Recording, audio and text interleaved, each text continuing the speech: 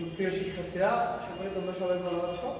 বাকেরগঞ্জ সরকারি কলেজের online class কার্যক্রমে তোমাদের স্বাগতম।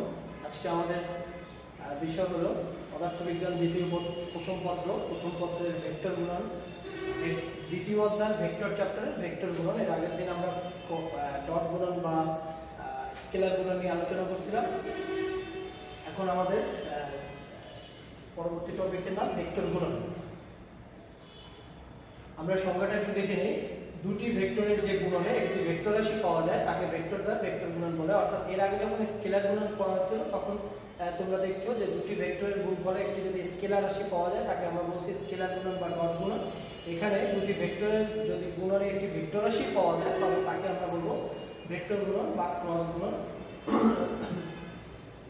ভেক্টর দ্বয়ের মান ও তাদের মধ্যবর্তী ক্ষুদ্রতর কোণের সাইনের গুণফলকে ভেক্টর গুণফলের মান বলে। অর্থাৎ ভেক্টর গুণফলের মান যদি হবে কি ভেক্টর দ্বয়ের যে আলাদা আলাদা মান তাদের গুণফল এবং তাদের মধ্যবর্তী ভেক্টর দ্বয়ের মধ্যবর্তী যে কোণ সেই কোণের সাইনের মানের গুণফলকে বলা হয় ভেক্টর গুণফলের মান। এবং আমরা এখান থেকে দেখতেছি এখানে একটা চিত্র আছে, এ এবং বি দুটি ভেক্টর যদি হয়, এ এবং বি দুটি ভেক্টর হয় তাদের ক্রস গুণফল করলে পর এ এবং বি এর ক্রস গুণফল এ ক্রস বি। এবং আমি নতুন একটা ধরলাম যে এ ক্রস বি একটা ভেক্টর এবং সেটা একটা নতুন ভেক্টর ধরলাম সি। অর্থাৎ যে নতুন ভেক্টরটা পেলাম এ ক্রস বি সেটা ইকুয়াল টু যদি সি হয় তাহলে এ ভেক্টরের মান হচ্ছে এ, বি ভেক্টরের মান হচ্ছে বি এবং তাদের মধ্যবর্তী যে কোণ ক্ষুদ্রতর কোণ থিটা তার হচ্ছে সাইন থিটা। অর্থাৎ এ বি সাইন থিটা। এখানে একটা এন একক ভেক্টর দেওয়া হয়েছে। এটা হচ্ছে নতুন যে ভেক্টরটা হয়, আমরা জানি ভেক্টর রাশির দিক আছে, তাহলে এ ক্রস বি যে নতুন ভেক্টরটা তৈরি হয়েছে তার একটা দিক আছে, সেই দিকটা হচ্ছে এন দিয়ে প্রকাশ করছে। এন একটি একক ভেক্টর অর্থাৎ এর মান হচ্ছে 1 আর দিক হচ্ছে, সেটার জন্য এখানে একটা কথা আছে যে ভেক্টর গুণফলের দিক হয় উভয় ভেক্টরের সমতলে লম্বভাবে স্থাপিত একটি ডানহাতি স্ক্রুকে প্রথম ভেক্টর থেকে দ্বিতীয় ভেক্টরের দিকে ক্ষুদ্রতর কোণে ঘোরালে যেদিকে অগ্রসর হবে সেদিকে। অর্থাৎ একটি ডানহাতি স্ক্রু মানে ডান পাকের স্ক্রুকে যদি প্রথম ভেক্টর থেকে দ্বিতীয় ভেক্টরের দিকে ঘোরানো হয় তাহলে যেদিকে অগ্রসর হবে এন এর দিক হবে সেদিকে, এন এর দিক সেদিকে। আমরা এখানে একটু লক্ষ্য করতে পারো যে আমরা যদি এখানে একটা দুটো ভেক্টর ধরলাম, এ একটা ভেক্টর বি একটা ভেক্টর, এটাকে যদি এ থেকে বি এর দিকে ঘোরানো হয়, আমি যদি এ সাইডে ঘোরানো হয় অর্থাৎ এ থেকে বি এর দিকে, এটা এ ভেক্টর এটা বি ভেক্টর, এ থেকে বি এর দিকে ঘোরানো হওয়া মানে ঘড়ির কাঁটার বিপরীত দিকে। তো সেক্ষেত্রে এদিকে ঘোরালে ভেক্টরটা উপরের দিকে কাজ করে এবং যদি বি থেকে এর দিকে ঘোরানো হয়, বি থেকে এর মানে ঘড়ির কাঁটার দিকে, তো সেক্ষেত্রে এটা নিচের দিকে কাজ করে।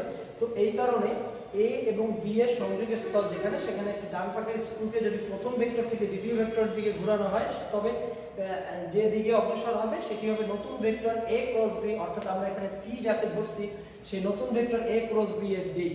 এবং এখানে একটা কথা, যদি আমরা মান দিয়ে প্রকাশ করি, মান দিয়ে প্রকাশ করলে এখানে যদি শুধু মান দিয়ে প্রকাশ করি দুইটার একটা পরম মান বা মডুলাস সাইন দিতে হবে এবং এটা তাহলে দিক জিনিসটা থাকবে না, এখানে শুধু এবি সাইন থিটা, তখন আর দিকের প্রয়োজন হবে না। অর্থাৎ আমাদের এখানে যে স্কেলার গুণনের ক্ষেত্রে তোমরা যেটা পাইছিল সেটা ছিল এবি কস থিটা আর ভেক্টর গুণনের ক্ষেত্রে এবি সাইন থিটা, কিন্তু এটা যেহেতু একটা ভেক্টর রাশি সেহেতু দিক দেওয়ার জন্য এখানে একটা একক ভেক্টর এন দেওয়া হয়েছে যার মান 1 এবং দিক হচ্ছে ডানহাতি স্ক্রু নিয়ম অনুযায়ী আমরা এটা ডান পাকের স্ক্রু অনুযায়ী আমরা এটা বের করতে পারি। ওকে, এরপরে আমরা একটা উদাহরণ দেই যে ভেক্টর গুণনের উদাহরণ।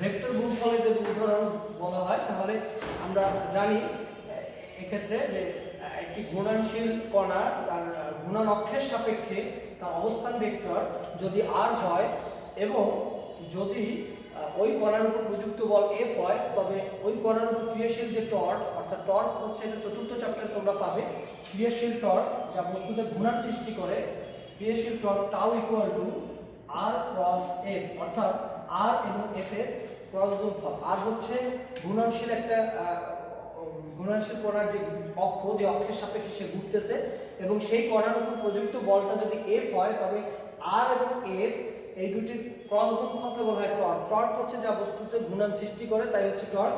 তো সেক্ষেত্রে আর এবং এফ এর মধ্যবর্তী কোণ যদি থিটা হয় এর পরিবর্তে আমরা লিখতে পারি আর এফ sin থিটা, এবং এখানে একটা দিক n দিয়ে একক ভেক্টর দিতে হবে, একক ভেক্টর দিয়ে দিক নির্দেশ করা হয়, এবং এই n এর দিকটা হবে যে এখানে ডান পাকে স্ক্রু বা ডান হাতে স্ক্রু নিয়ম অনুযায়ী। ওকে, তো আমরা এখানে ভেক্টরগুলোর একটা উদাহরণ দিলাম। এর আরো অনেক ভেক্টরগুলো তোমরা সামনে পাবে, যখন আমরা সামনের অধ্যায়গুলো পড়বো তখন দেখতে পাবে। আমাদের এখান থেকে আরেকটা জিনিস একটু লক্ষণীয়, আমরা এর আগে যখন দেখেছি তখন স্কেলার গুণনের ক্ষেত্রে আমরা পেয়েছিলাম a ডট b, স্কেলার গুণনে আমরা পেয়েছিলাম ab cos থিটা। যদি a এবং b এর মধ্যবর্তী কোণ থিটা হয় তবে ab cos থিটা। অনুরূপভাবে যদি b ডট a, এক্ষেত্রে আমরা পেয়েছিলাম ba cos থিটা, যদি b এবং অর্থাৎ a b এর মধ্যবর্তী কোণ, এবং এক্ষেত্রে ab cos theta ba cos থিটার মানগত কোনো সূত্রই নাই, কোনো দুটোই সমান। তাহলে সেই ক্ষেত্রে আমরা পেয়েছিলাম a dot b equal to আমরা পেয়েছিলাম b ডট a, অর্থাৎ ডট গুণফল বিনিময় সূত্র মেনে চলে। এটা আমরা আগেই দেখে আসছি। এখানে আমরা একটু লক্ষ্য করি, এখানে আমরা যদি দুটো ভেক্টর নেই, a একটা ভেক্টর এবং b একটা ভেক্টর, তো সেক্ষেত্রে এদের মধ্যবর্তী কোণ যদি থিটা হয়, এবং আমরা যদি এখানে a থেকে b এর দিকে যদি ঘোরানো হয়, অর্থাৎ a ক্রস b, a থেকে b এর দিকে ঘোরানো মানে হচ্ছে a ক্রস b, ক্রস গুণফল করা হয়, তবে সেক্ষেত্রে এদিকে যদি ঘোরানো হয় তবে সেক্ষেত্রে আমরা জানি এটা ঘড়ির কাঁটার বিপরীত দিকে যাচ্ছে, তাহলে সেক্ষেত্রে দিকটা হবে উপরের দিকে। অর্থাৎ নতুন একটা ভেক্টর হয়েছে, আমরা ধরলাম c, সেটা হচ্ছে a ক্রস b এর পরিবর্তে নতুন একটা ভেক্টর ধরলাম আমরা c, তার দিক হচ্ছে উপরের দিকে। তো এটাকে যদি আমরা a ভেক্টরটা যদি a ভেক্টর এবং b ভেক্টর যদি মধ্যবর্তী কোণ থিটা, যদি এটাকে আমরা b থেকে a এর দিকে ঘোরাতাম, অর্থাৎ ঘড়ির কাঁটার দিকে ঘুরতো, তো সেক্ষেত্রে আমরা জানি ঘড়ির কাঁটার দিক বলে সেটি নিচের দিকে, অর্থাৎ সেক্ষেত্রে দিকটা দিকে এটাকে আমরা d ধরলাম, d ইকুয়াল টু হচ্ছে b ক্রস a, অর্থাৎ এখানে ছিল a ক্রস b, এখানে ছিল b ক্রস a, দুইটারই মানগত সমান হলো, একটা উপরের দিকে যাচ্ছে দেখাচ্ছে দিক, আর একটা দিক হচ্ছে নিচের দিকে, অর্থাৎ c এর দিক উপরের দিকে হলো, d এর দিক হচ্ছে নিচের দিকে। সেই হিসাবে আমরা লিখতে পারি c vector equal to minus d vector, যেহেতু দিক বিপরীত দিকে সামনে একটা মাইনাস চিহ্ন দেখানো আছে, এবং আমরা এটার পরিবর্তে লিখতে পারি a cross b equal to minus b cross a, অর্থাৎ a cross b equal to minus b cross a। That is আমরা এখানে যেমন a dot b equal to b dot a কোনো পরিবর্তন নাই, সেক্ষেত্রে এখানে কিছু পরিবর্তন হয়ে গেল, সামনে একটা মাইনাস সাইন চলে আসলো, অর্থাৎ a cross b equal to minus b cross a, অর্থাৎ এটা বিনিময় সূত্র মেনে চলে না। তাহলে ভেক্টর গুণফল কখনোই বিনিময় সূত্র মেনে চলে না। স্কেলার গুণন যেমন বা ডট গুণন যেমন বিনিময় সূত্র মেনে চলছে, ভেক্টর গুণন কিন্তু বিনিময় সূত্র মেনে চলে না। ঠিক আছে, তো পরবর্তীতে আমরা অন্য একটা বিষয়ে যাই, যে আমরা আয়ত একক ভেক্টর সম্পর্কে, আয়ত একক ভেক্টরগুলোর যে ভেক্টর ক্রস গুণফল করা হয় বা ভেক্টর গুণফল বা ক্রস গুণফল করা হয়, সেটা নিয়ে আমরা দেখব। তোমাদের এখান থেকে প্রশ্ন দেয় অনেক সময় যে ভেক্টর স্কেলার গুণফল বিনিময় সূত্র মেনে চললেও ভেক্টর গুণফল বিনিময় সূত্র মেনে চলে না, ব্যাখ্যা করো। তখন এভাবে তোমরা ছবি এঁকে দেখিয়ে দেবে। ওকে,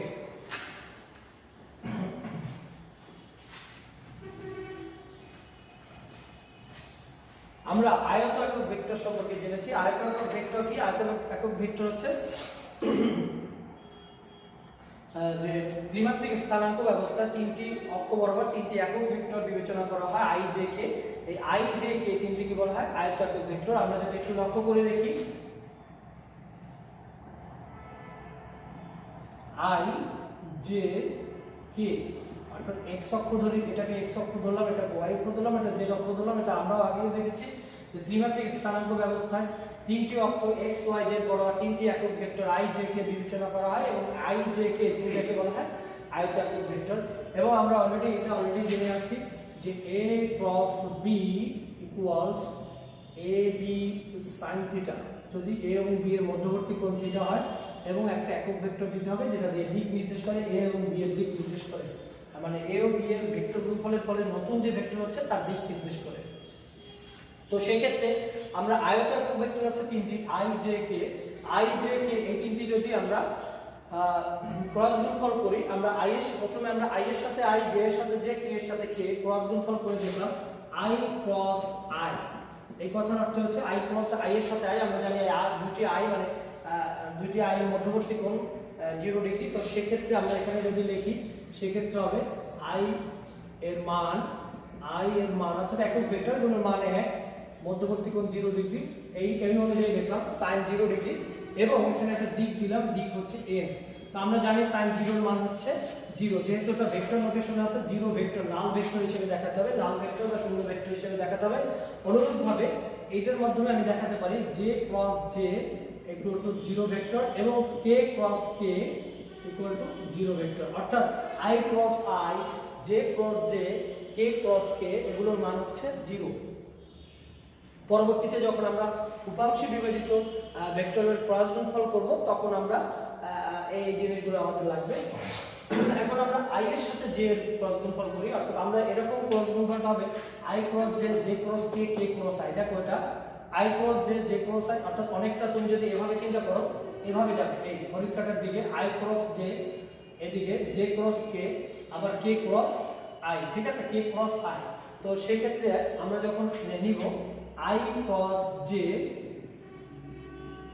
এটা হলো i এর মান, j এর মান, এবং i এবং j আমরা দেখতেছি i এবং j, আমরা জানি এখানে i এবং j এর মধ্যবর্তী কোণ 90 ডিগ্রি, j এবং k এর মধ্যবর্তী কোণ 90 ডিগ্রি এবং k এবং i এর মধ্যবর্তী কোণ 90 ডিগ্রি। তো সেই ক্ষেত্রে i এবং j, এটা আমরা লিখি i এর মান, j এর মান, i এবং j এর মধ্যবর্তী কোণ 90 ডিগ্রি, sin 90 ডিগ্রি, আর এখানে একটা একক ভেক্টর n দিতে হবে।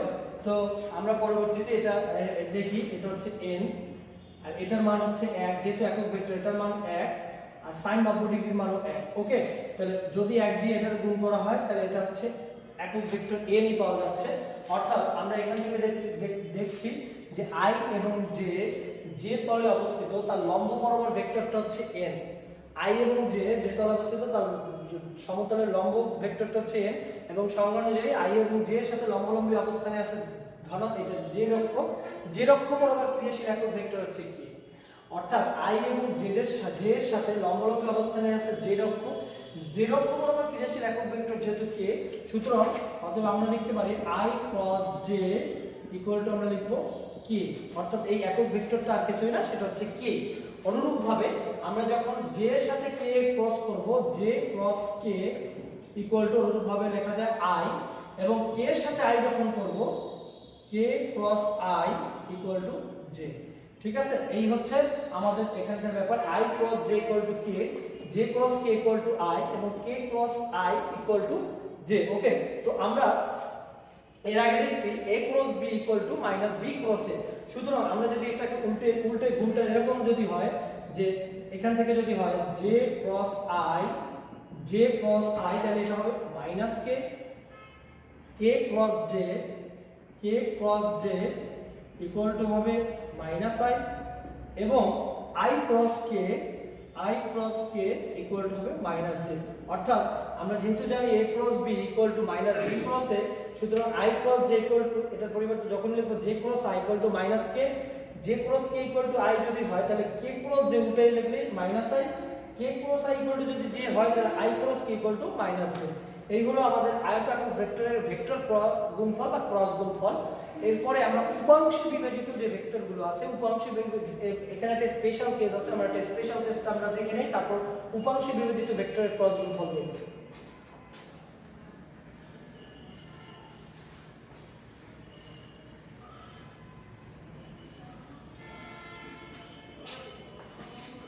স্পেশাল কেসটা হচ্ছে আমরা এর আগে দেখেছি যদি a এবং b, এটা হচ্ছে a ভেক্টর, এটা হচ্ছে b ভেক্টর, এবং তাদের মধ্যবর্তী কোণ যদি থিটা হয়, তো সেই ক্ষেত্রে আমাদের a ক্রস b এর মান লিখছি a cross b equal to, এটা ছিল কি a cross b equal to হচ্ছে ab sin থিটা, এবং এখানে একটা একক ভেক্টর n। ওকে, তো এখন যদি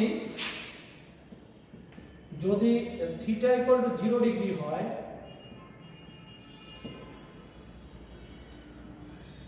তবে থিটার মান যদি 0 ডিগ্রি হয় তাহলে এখান থেকে দেখা যাচ্ছে a cross b equal to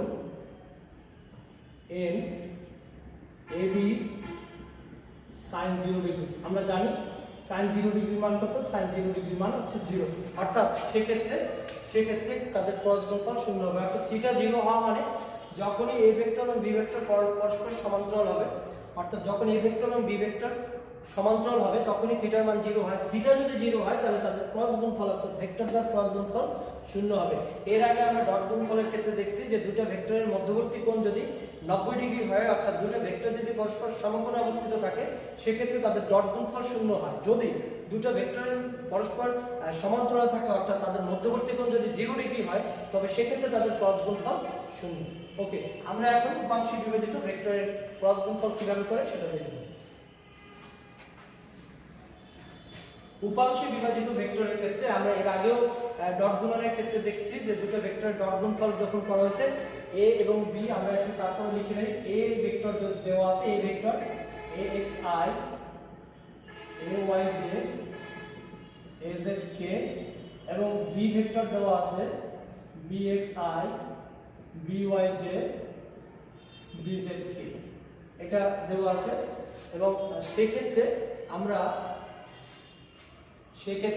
আমরা যখন এটা ডট গুণফল করছিলাম আমার মনে আছে a ডট b, তোমাদের মনে আছে a dot b equal to ax bx ay by az bz, অর্থাৎ i এর সহগের সাথে i এর সহগ গুণফল, j এর সহগের সাথে j এর সহগ গুণফল, k এর সহগের সাথে k এর সহগ গুণফল আমরা এভাবে বের করছি। এখন আমরা যদি এটা ক্রস গুণফল বা ভেক্টর গুণফল বের করি অর্থাৎ ভেক্টর গুণন করি তো সেই ক্ষেত্রে আমরা একটু দেখি a cross b axi ayj azk cross bxi byj bzk। Cross গুণফল করার এখানে a এর সাথে b এর ক্রস গুণফল করতে হবে, এটা আমাদের মাথায় রাখতে হবে। a এর সাথে b, a এর সাথে b, আর আমরা জানি যে b এর সাথে a করলে কিন্তু এটা উল্টো হয়ে যায়, তো হচ্ছে a ক্রস b অর্থাৎ a এর সাথে b মানে a এর প্রত্যেকটি কম্পোনেন্ট বা প্রত্যেকটি যে এখানে যে উপাংশ আছে এটা x অক্ষ বরাবর উপাংশ, y অক্ষ বরাবর উপাংশ, z অক্ষ বরাবর উপাংশ, এটা b বরাবর b এর ভেক্টর b এর x অক্ষ বরাবর উপাংশ, y অক্ষ বরাবর উপাংশ, z অক্ষ বরাবর উপাংশ, এই উপাংশ দিয়ে এই তিনটাকে গুণ করতে হবে, এটা দিয়ে তিনটাকে গুণ করতে হবে, এটা দিয়ে তিনটাকে গুণ করতে হবে। তো সেই ক্ষেত্রে আমরা প্রথমে আসি এইটার সাথে এটা যদি গুণ করি, দেখো এখানে আছে i, এখানে আছে i, অর্থাৎ আমরা লিখলাম i cos i, এখানে আছে ax bx অর্থাৎ ax bx গুণ করলাম, এটা সামনে লিখলাম।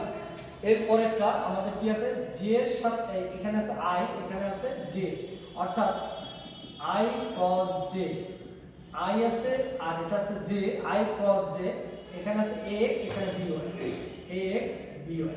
পরেরটা আছে i cos k, i cos k, এখানে আছে ax, এখানে bz, ax bz প্লাস এইটা দিয়ে এই তিনটাকে যখন আমরা গুণ করব a ও y, এখানে আছে j আর এখানে আছে i অর্থাৎ j cross i, এখানে আছে ay, এখানে আছে bx, ay bx, ay bx plus এখানে আছে j, এখানে আছে j, j cross j, এখানে আছে ay, এখানে আছে by, ay by প্লাস এটা দিয়ে এটাকে গুণ করব, এখানে আছে j, এখানে আছে k, j cross k, এখানে আছে ay, এখানে আছে bz, ay bz প্লাস এইটা দিয়ে আবার এই তিনটাকে গুণ, এখানে আছে k, এখানে i, k cross i, az bx, az bx plus এখানে আছে k, এখানে আছে j, k cross j, az by, az by plus এখানে আছে k, এখানে k অর্থাৎ k cross k, az bz। এটা গুণ করার পরে আমাদের এখন মানগুলো আমরা বসাই দিই। আমরা জানি i ক্রস i এর মান, ওখান থেকে একটু আগে আমরা দেখাচ্ছি i ক্রস i এর মান হচ্ছে 0, i ক্রস j এর মান হচ্ছে k, i ক্রস k এর মান হচ্ছে -j, j ক্রস i এর মান হচ্ছে -k, j ক্রস j এর মান হচ্ছে 0, j ক্রস k এটার মান হচ্ছে i, k ক্রস i এর মান হচ্ছে j, k ক্রস j এর মান হচ্ছে -i আর k ক্রস k এর মান হচ্ছে 0। তো সেই ক্ষেত্রে এটা 0 হয়ে যায়, এটা আমাদের 0 হয়ে যায়, 0 ভেক্টর দিয়ে লিখলাম প্লাস i ক্রস j এর মান হচ্ছে k, তাহলে কি রইলো ax bx k প্লাস আর কি আছে এখানে, এখানে কত i ক্রস k এর মান হচ্ছে minus J, I cross K এর মান হচ্ছে minus J. K cross I এর মান যদি জে হয় তাহলে আই ক্রস কে এর মান হচ্ছে মাইনাস জে, তার মানে এটা minus A X B Z J.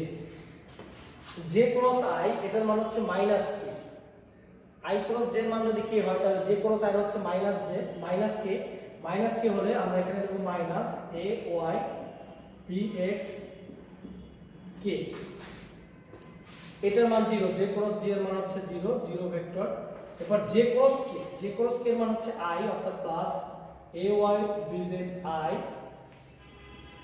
A Z B X. K cross I এর মান হচ্ছে কত? কে ক্রস আই এর মান হচ্ছে জে, তাহলে এখানে লিখব A Z B X J, এবং এখানে কে ক্রস জে এটার মান হচ্ছে মাইনাস আই।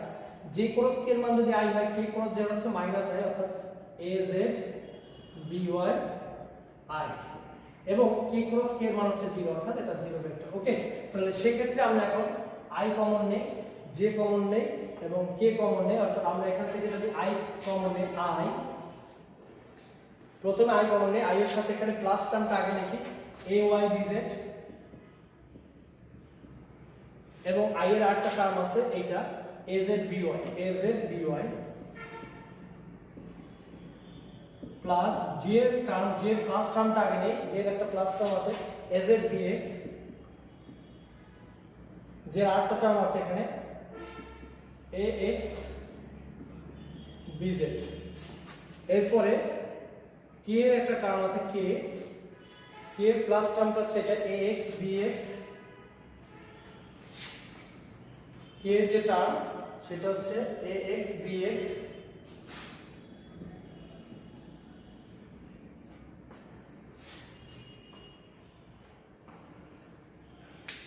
কে এর যে টার্ম এখানে কে এর এই একটা টার্ম এবং এ ওয়াই বি এক্স, এবং কে এর এই একটা টার্ম। প্রথম এই টার্মটা তো এটা তো এটা এখানে একটু পরিবর্তন হচ্ছে এ এক্স বি ওয়াই, এটা হচ্ছে এ এক্স বি ওয়াই, তাহলে এটা হচ্ছে এ এক্স বি ওয়াই, এবং এই টার্ম হচ্ছে এ ওয়াই বি এক্স। এই হলো মোটামুটি I A Y B Z minus A Z B Y যে A Z B X minus A X B Z K A X B Y A Y B Z আর B X, অর্থাৎ এটাকে যদি আমরা নির্ণায়ক আকারে লিখতে পারি, অর্থাৎ নির্ণায়ক আকার বলতে এটা সমান আমরা জানি নির্ণায়ক, তোমরা গণিতে করছো, নির্ণায়ক আকারে যদি লিখি সেক্ষেত্রে এটা লেখা যায় আই জে কে, অর্থাৎ আই জে কে লিখে আই এর যে সহগগুলো আছে এই ভেক্টরের ক্ষেত্রে এখানে আই এর সহগ হচ্ছে এ এক্স, এখানে আই এর সহগ হচ্ছে বি এক্স, এখানে জি এর সহগ হচ্ছে এ ওয়াই এবং জে এর সহগ হচ্ছে বি ওয়াই, কে এর সহগ হচ্ছে এ জেড, এর সহগ হচ্ছে বি জেড। এভাবে আমরা নির্ণায়ক আকারে লিখতে পারি, এবং সেক্ষেত্রে আমরা জানি নির্ণায়কের ক্ষেত্রে যখন আমরা এই কলাম নিব তখন এটার সাথে এটা গুণ, এটার সাথে এটা গুণ, এবং তোমরা সেটা দিয়ে দেখতে পারি A Y B Z A Z B X B Y. যখন আমরা জে নেব তখন এ এক্স প্লাস জে নিলে A X B Z plus J যখন নেব তখন এটা আগে হবে এ জেড বি এক্স এবং minus A X B Z, এবং যখন কে নেব এই কলমটা সেক্ষেত্রে A X B Y minus A Y B X. তো এইটা মানে আমরা লিখতে পারি ক্রস গুণফল আকারে লিখতে পারি এ ক্রস বি, অর্থাৎ দুটো ভেক্টরের ক্রস গুণফল তাদের দ্বারা গঠিত নির্ণায়কের সমান, অর্থাৎ নির্ণায়কের মান নির্ণয় করতে পারলে তাদের ক্রস গুণফল করা যাবে। এটা কোন ক্ষেত্রে উপাংশে বিভাজিত ভেক্টরের ক্ষেত্রে, যে সকল ভেক্টরের ক্ষেত্রে উপাংশ আমরা এ ডট বি যখন বের করছিলাম তখন কিন্তু শুধুমাত্র A X B X Y B Y A Z B Z, এবং যখন এ ক্রস বি করছি তো সেক্ষেত্রে নির্ণায়ক আকারে এটার মান আমরা নির্ণয় করতে পারি। এই হচ্ছে আমাদের উপাংশে বিভাজিত ভেক্টরের গুণফল। তো যাই হোক, আজকে আমাদের ভেক্টর গুণফলের যে গুরুত্বপূর্ণ টপিকসগুলো আমরা আলোচনা করলাম, আশা করি তোমাদের বুঝতে সুবিধা হয়েছে। পরবর্তীতে আমরা এই ভেক্টরের যে সমস্যাগুলো আছে, যে মানে ভেক্টর সম্পর্কিত যে আমাদের যে গাণিতিক সমস্যাগুলো আছে সেগুলো আমরা সমাধান করব। তো আশা করি তোমরা সবাই ভালো থাকবে, সুস্থ থাকবে এবং নিয়মিত স্বাস্থ্যবিধি মেনে চলবে। এইগুলো আজকের মতো আমাদের অনলাইন ক্লাস।